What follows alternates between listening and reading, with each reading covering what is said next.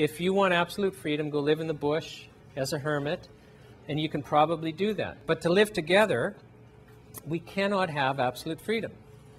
So, you know, like, we got to have some rules, right? We can't kill each other. We can't beat each other up.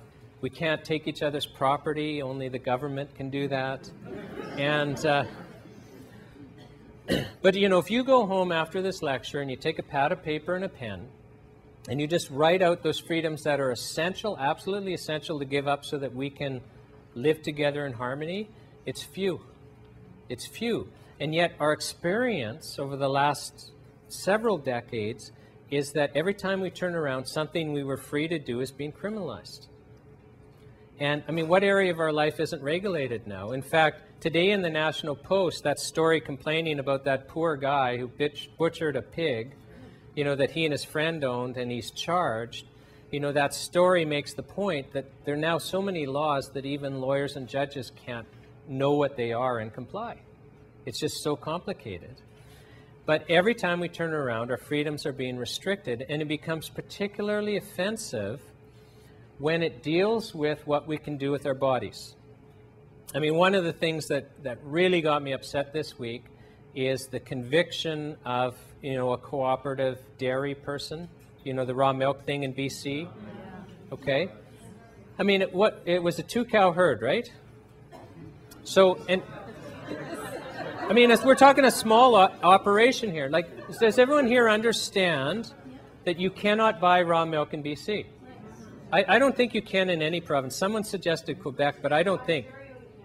No, you can't buy raw milk in Ontario. I know Michael Schmidt, and that's why he has his court battles. If you want raw milk in Canada, the best case scenario, and we won't know until the, you know, appeal in Ontario happens with Mr. Schmidt. If you want raw milk in Canada, the maybe legal, maybe is you have to buy a part of a herd. So, you know, a group of families get together and they buy a cow or two and they share the milk. It's not sold because it's their cow. But you can't buy or sell raw milk. And so it really bothered me that this lady in BC who was convicted of contempt of court, she had actually phoned me before she was convicted. I had to give her to another lawyer because I'm just too busy. But she was issued an injunction which said she couldn't milk her cows. But you can't stop milking dairy cows. Like, it takes time to wean them off. So she kept milking and then was charged with contempt of court. Okay, you see the problem here, right? And now she's been convicted. And I don't know if the court came down heavy or really light or whatever. But, you know, it's a problem. Have you guys heard about the Wildwood, Alberta couple, Eric and Judith? Oh, you see, now you need to hear about this because it's amazing about how physical the state has become over raw milk and the absolute expense that they're going through. Theirs is also, it was a 2-cow herd. So there are a few families got together and bought the cows, and they're running this cooperative program. In September, Judith is dropping off a couple of liters of raw milk at one of the owners. She's in a private driveway, and 2 inspectors come up. And she wants to just close her van door and leave. They block her from closing the door. They physically drag her out of the van. Okay, can you imagine this? You know, Alberta health inspectors physically dragging a farm wife out of her vehicle so that they're free to go into the van and seize a couple of liters of raw milk. Well, it gets worse. So on October of 25th of this year is what I'm now calling the Great Raw Milk Takedown, because it literally was a sting operation. So somebody phones them and says, I want to join your co-op. I want to buy a piece of your herd. I want to get raw milk. So she arranges to meet this guy, and she's got a contract. She's got a couple of liters of milk if he signs, and he won't sign. He's dithering and dathering. And while that's happening, 3 inspectors show up. This is why I think it's a sting, because how are the inspectors going to be there unless he's an inspector pretending to buy, right? This is 6:30 at night. That means we've got 4 inspectors getting paid overtime over a couple of liters of raw milk. So, and same thing. One of them tries to drag her out of the van. She sees somebody she knows on the street and starts screaming for help, so the guy backs off. And then her big concern is she's got her 4-year-old daughter in the van, and she doesn't want the daughter to witness the state manhandling her anymore. So she gets the daughter out of the van, takes the daughter to there's somebody's house nearby she knew. Her daughter, just so you know, was so upset, Judith told me she had to take her daughter to the hospital because she wouldn't calm down. Okay? 4-year-old daughter. But, it's traumatic for kids to see state agents trying to manhandle their parents. The kids don't react well to that. Now, Judith told me she was so upset, like she actually was so upset she had to go into a local church to just see if she could calm down, because she couldn't deal with these people. But people in the church said, we have to go outside, the police are there. And she goes outside. The police have boxed in her vehicle. The wigwags are going. Remember, it's 6:30 at night in October. It's dark. She said it looked like a drug bust. And, they took her milk. Now, so, you see, and the thing is it's funny because we know raw milk isn't a big risk. It doesn't warrant it, right? It's kind of like when you laughed over white table rice.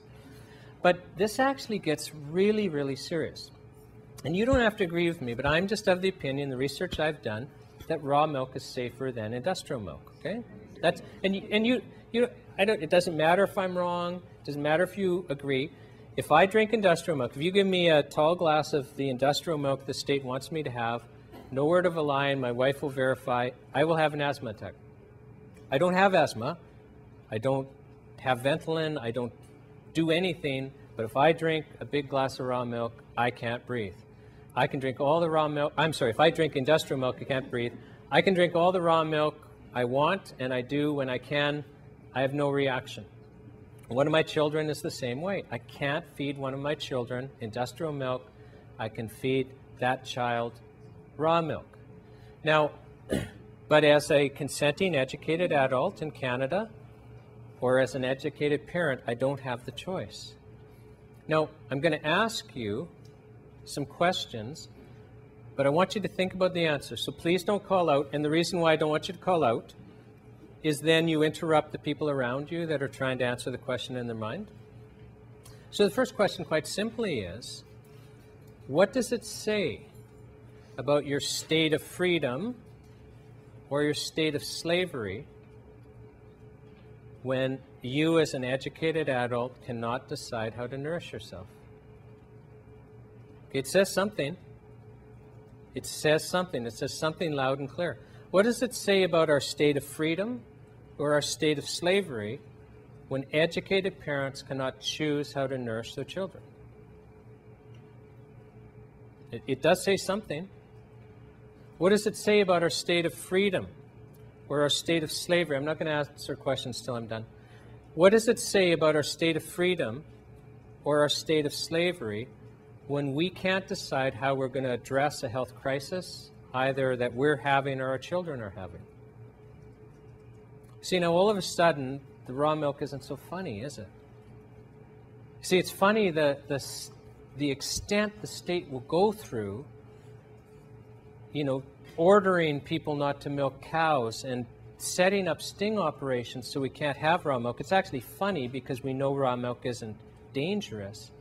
But it's not so funny when you have to start thinking, well, what are the philosophical implications of that? What does that say about the type of country I live in? Do you want to live in a country where consenting adults who are educated can't drink raw milk? I mean, it's a profound issue, isn't it? We can live and die our whole lives and we're not free to drink raw milk. We can't, some poor guy who is trained to slaughter animals and just is sharing, a friend of his, and they got together and bought a pig, and we need a health inspector actually sitting in a treehouse for 4 days so that he can catch the friend taking meat off the property, because it's not legal in Canada for you to take meat off of a farm. Are we free or are we enslaved? Isn't this uncomfortable when we actually have to start thinking about it? So it's getting to be really strange out there. And when I think about it, and I try not to at times just so that I'm not depressed,